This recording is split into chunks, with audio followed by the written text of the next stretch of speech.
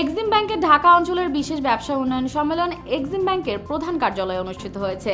প্রধান কার্যালয়ে আয়োজিত এই সম্মেলনের প্রধান অতিথি হিসেবে উপস্থিত ছিলেন ব্যাংকের ব্যবস্থাপনা পরিচালক চলতি দায়িত্ব মোহাম্মদ আক্তার হোসেন এবং সভাপতিত্ব করেন ব্যাংকের অতিরিক্ত ব্যবস্থাপনা পরিচালক আব্দুল আজিজ জুম্মা। অনুষ্ঠানে আরও উপস্থিত ছিলেন ব্যাংকের উপব্যবস্থাপনা পরিচালক মোহাম্মদ জসিমউদ্দিন ভূঁইয়া, মাকসুদা খানম, মোহাম্মদ মইদুল ইসলাম এবং ঢাকা অঞ্চলের সকল শাখা ব্যবস্থাপক ও উপশাখা ইনচার্জ সহ প্রধান কার্যালয়ের বিভাগীয় প্রধানগণ। প্রধান অতিথির বক্তব্যে মোহাম্মদ আক্তার হোসেন সকল শাখা ব্যবস্থাপকদের সততা, নিষ্ঠা ও সর্বোত্তম গ্রাহক সেবা প্রদানের মাধ্যমে ঐক্যবদ্ধভাবে কাজ করার পরামর্শ দেন। সভাপতির বক্তব্যে আব্দুল আজিজ ব্যাংকের সার্বিক কার্যক্রম এবং ব্যবসায়িক সম্ভাবনা নিয়ে আলোচনা করে কিভাবে কাঙ্ক্ষিত ফলাফল অর্জন করা যায় সে বিষয়ে সুস্পষ্ট কর্মপরিকল্পনা প্রদান করেন। এই ব্যাংক একেবারে রুট লেভেল থেকে সর্বোচ্চ পর্যায়ে বিনিয়োগ দিয়ে যাচ্ছেন।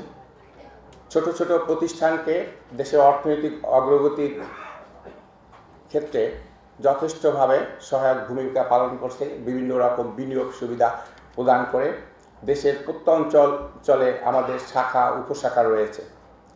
155টি শাখা, 73টি উপশাখা, এর মাধ্যমে আমরা আসলে বিভিন্ন রকম সার্ভিস প্রোভাইড করে আসছি। আমাদের কিন্তু রিটেল ডিপোজিট কমে নাই, বাড়ছে। অনেক অ্যাকাউন্ট আমাদের হচ্ছে। আমরা এক্সপোর্ট ইম্পোর্টের সাথে আছি এবং আমাদের এটা আসলে অব্যাহত থাকবে। আমাদের ডলারের একটু চাপ ছিল, সেটা এখন কেটে গেছে। আমরা এখন অনেক সম্পূর্ণ স্বয়ংসম্পূর্ণ। বাংলাদেশে প্রত্যন্ত অঞ্চলে সুবিধাবঞ্চিত ইসলামিক ব্যাংকিং সেবা থেকে যারা বঞ্চিত তাদেরকে সেবা প্রদান করা। আমরা আজকে ঢাকা শহরের 41টা ব্রাঞ্চের ম্যানেজার, ডেপুটি ম্যানেজার, অন্যান্য ডিপার্টমেন্টের হেডদেরকে নিয়ে মিটিং করেছি।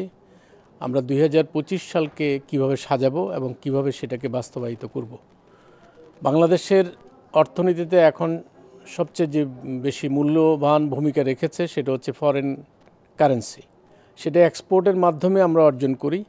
আমাদের এই এক্সিম ব্যাংক বাংলাদেশের অর্থনীতিতে একটা গুরুত্বপূর্ণ ভূমিকা পালন করছে।